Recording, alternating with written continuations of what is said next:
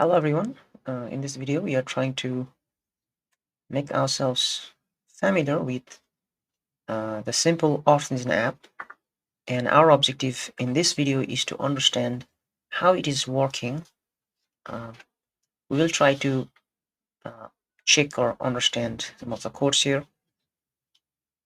So in the very first beginning we have the map.drawingTools assigned to variable drawing tools, and this map.drawingTools is the default drawing tools present in the earthengine, and this has been assigned to the variable to recall it later. Here we have the map.drawing tools as false, which was previously assigned to drawing tools, has been set as false because we want to hide it and we want to have our own other drawing tools for simplicity. Here we have the while loop that clears previously existing geometries, and that might have been added as the imports from previously drawing tools or from any previous scripts. So that is removed by the while loop. So the main objective of this while loop is to clear any previously existing geometries. And here we have the dummy geometry. This is the geometry that would be imprisoned only after something is done by the user. But before that, it is set as just null, and it will act as a placeholder for the drawn geometries by the user. So currently it doesn't have any values, and it will only work after a user does something with the input geometries. And here we have the geometry clearing function, and this geometry clearing function is used is applied or works every time when the user tries to have something added as a add something new geometry. So this function will be used every time. Here we can see here, for example, this clear geometry function has been called by each time, and this is inside the other function where we are trying to draw rectangle, polygon, and the point.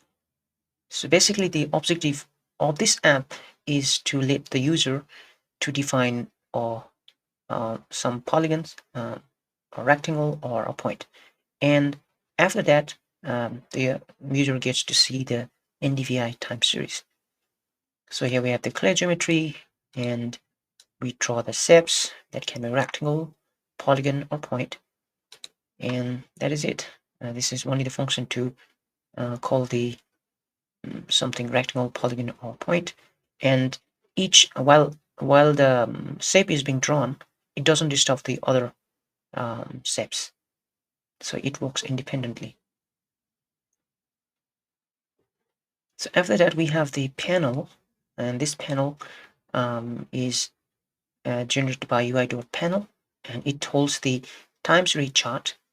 And at the very first time, it is shown as false here because it is hidden until the first chart is rendered. And here we have added. So this is the panel in which the NDVI time series will be shown. And for the first time, it is still hidden. It works only after the chart is to be rendered. And here is the whole function that generates NDVI time series.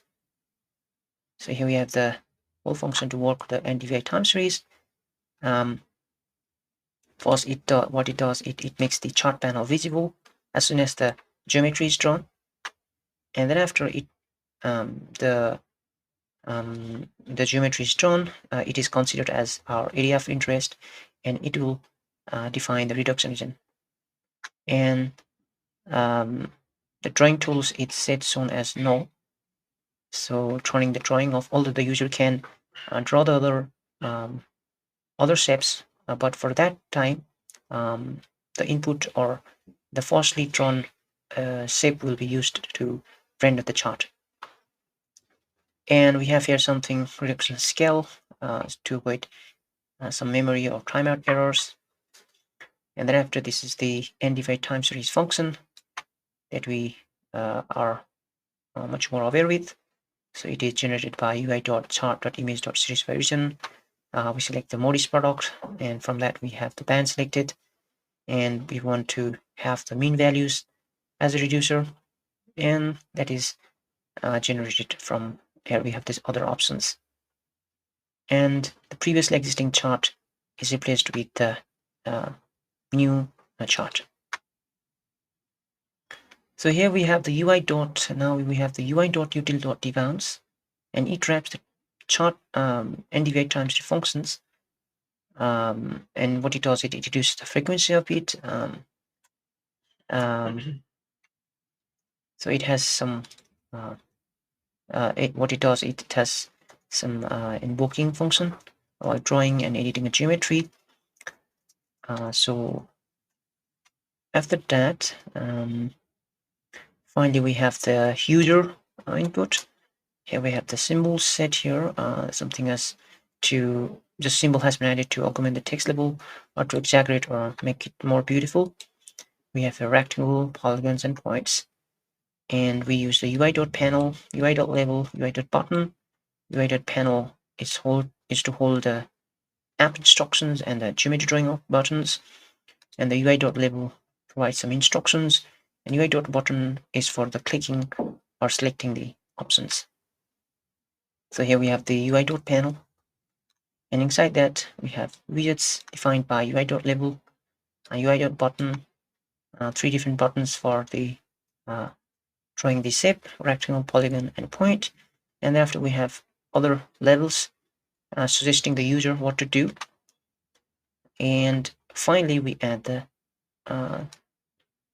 panel. So as soon as we run this, we get something like this.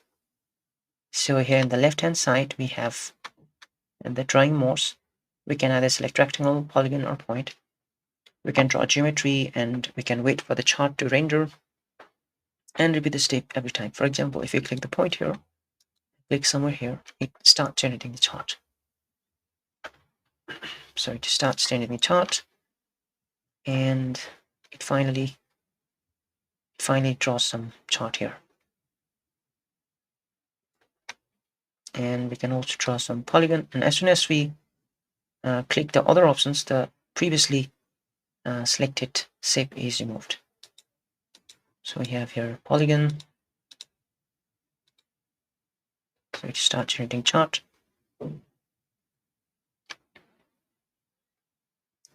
So it generates stars, and as soon as we click the other option, the previously selected option is gone.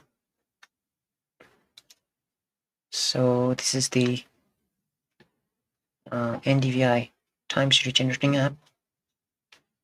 And for exporting this map, we have some options here, and we can click and do some other exporting of the app.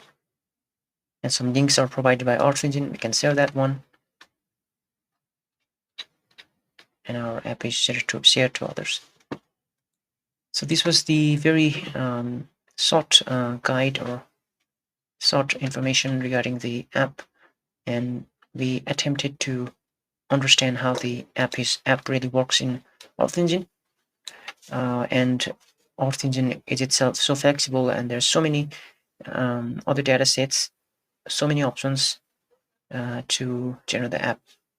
So hopefully this was helpful to you to understand something related to this. So thank you for watching.